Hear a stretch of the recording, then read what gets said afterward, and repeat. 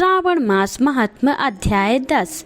श्रावण मास में शनिवार पर किए जाने वाले कृतज्ञों का वर्णन। ईश्वर बोले, हे सनत कुमार, अब मैं आपसे शनिवार व्रत की विधि का वर्णन करूंगा, जिसका अनुष्ठान करने से मदंत्व नहीं होता। श्रावण मास में शनिवार के दिन नरसिंह, शनि तथा अंजनी पुत्र हनुमान, इन तीनों देवताओं का पूजन करना चाहिए। दीवार पर अथवा स्तंभ पर नरसिंह की सुंदर प्रतिमा बनाकर हल्दी युक्त चंदन से और नीले, लाल और पीले सुंदर पुष्पों से लक्ष्मी सहित जगतपति नरसिंह का भली भांति पूजन करके उन्हें खिचड़ी का नैवेद्य तथा कुंजर नामक शाक का भोग अर्पित करना चाहिए। उसी को स्वयं भी खाना चाहिए और ब्राह्मणों को भी खिलाना चाहिए। तिल का तेल तथा घृत स्नान भगवान नरसिंह को प्रिय है। शनिवार के दिन तिल सभी कार्यों के लिए प्रशस्त है। शनिवार के दिन तिल के तेल से ब्राह्मणों तथा सुवासिनी स्त्रियों को उपटन लगाना चाहिए तथा कुटुंब सहित स्वयं भी संपूर्ण शरीर में तेल लगाकर स्नान करना चाहिए तथा उड़द का भोजन ग्रहण करना चाहिए। इससे भगवान नरसिंह प्रसन्न होते हैं। इस प्रकार श्रावण मास में चारों शनिवारों को इस व्रत को करना चाहिए। जो ऐसा करता है उसके घर में स्थित लक्ष्मी का वास रहता है और धन्य धान की समृद्धि होती है। पुत्रहीन व्यक्ति पुत्र वाला हो जाता है और इस लोक में सुख भोग कर अंत में वैकुंठ प्राप्त करता है। नरसिंह की कृपा से मनुष्य की चारों दिशाओं में व्याप्त रहने वाली उत्तम कीर्ति होती है। और सौम्य, मैंने आपसे नरसिंह का यह उत्तम व्रत कहा। हे सनत कुमार, अब शनि की प्रसन्नता के लिए जो करना चाहिए उसे सुनिए। एक लंगड़े ब्राह्मण और उसके अभाव में किसी ब्राह्मण के शरीर में तिल का तेल लगाकर उसे उष्ण जल से स्नान कराना चाहिए और श्रद्धा पूर्वक नरसिंह के लिए बताए गए अन्न अर्थात खिचड़ी को उसे खिलानी चाहिए। उसके बाद तेल, लोहा, काला तिल, काला उड़द, काला कंबल प्रदान करना चाहिए। इसके बाद व्रती यह कहे कि मैंने यह सब शनि की प्रसन्नता के लिए किया है, शनि देव मुझ पर प्रसन्न हो।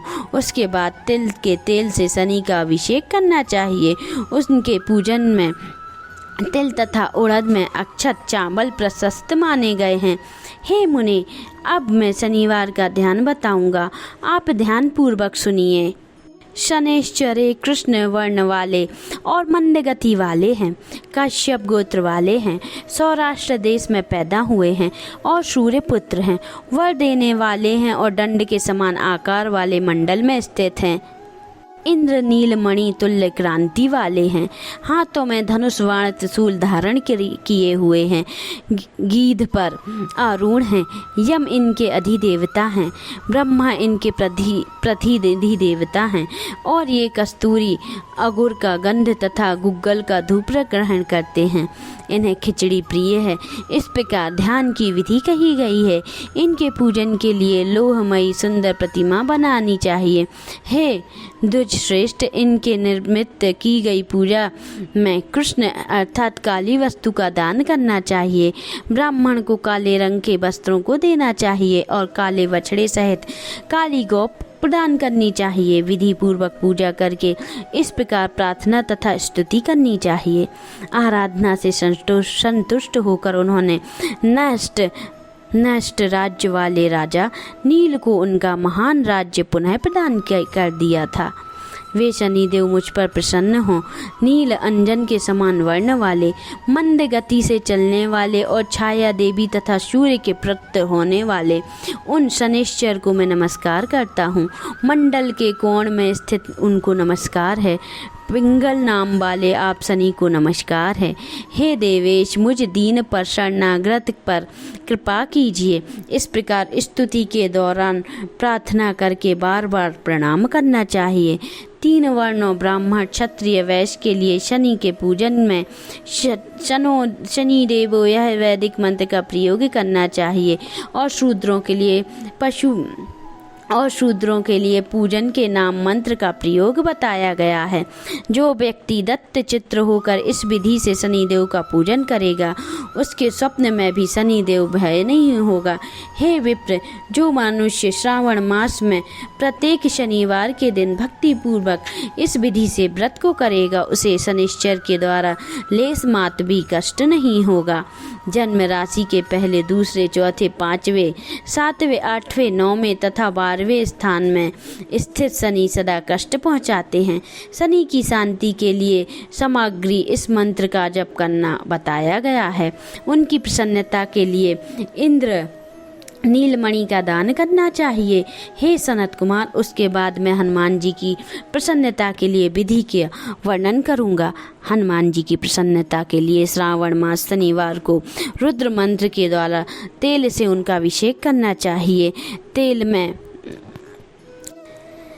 में मिश्रित सिंदूर से लेप उन्हें समर्पित करना चाहिए। जबा कुसुम की मालाओं से, आक धतूरों की मालाओं से विधि अपने सामर्थ्य अनुसार श्रद्धा भक्ति से युक्त होकर उन्हें मंदार पुष्प की मालाओं से, बटक बड़ का पेड़ और नैवेद्य से तथा उन अन्य उपचारों से यथापूर्वक सामर्थ्य के अनुसार भक्ति से युक्त होकर अंजनी पुत्र हनुमान जी की पूजा करनी चाहिए। इसके बाद बुद्धिमान को चाहिए कि हनुमान जी की प्रसन्नता के लिए उनके 12 नामों का जाप करें।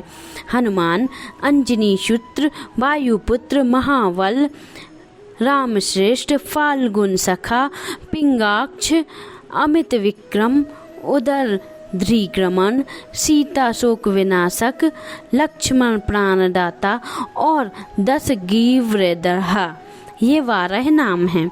जो मनुष्य प्रातःकाल उठकर इन 12 नामों को पढ़ता है उनका मंगल नहीं होता और सभी संपदाएं सुलभ प्राप्त हो जाती हैं।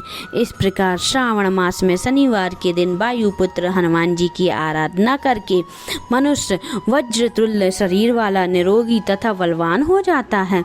अंजनी पुत्र की कृपा से वह कार्य में वेगवान तथा बुद्धि वैभव से युक्त हो जाता है और उसके बाद शत्रु नष्ट हो जाते हैं और मित्रों में वृद्धि होती है।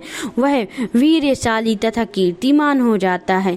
यदि साधक मनुष्य हनुमान जी के मंदिर में हनुमान कवच का पाठ करे तो वह अणिमा आदि 8 सिद्धियों का स्वामित्व प्राप्त कर लेता है और यक्ष, राक्षस तथा बेताल उसे देखते ही कंपित तथा भयभीत होकर वेग पूर्व 10 दिशाओं में भाग जाते हैं। हे सक्त, शनिवार के दिन पीपल के वृक्ष का आलिंगन तथा पूजन करना चाहिए। शनिवार को छोड़कर अन्य किसी दिन पीपल के वृक्ष को स्पर्श नहीं करना चाहिए।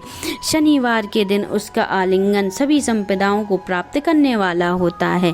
प्रत्येक मास में 7 वारों में पीपल का पूजन फलदायक है, किंतु श्रावण मास में यह पूजन अधिक फलदायक है। इस प्रकार स्कंद पुराण के अंतर्गत ईश्वर कुमार संवाद में श्रावण मास में श्री हनुमान जी के पूजन की कथा के साथ 10वां अध्याय संपन्न हुआ। बोलिए ओम नमः शिवाय, जय श्री राम।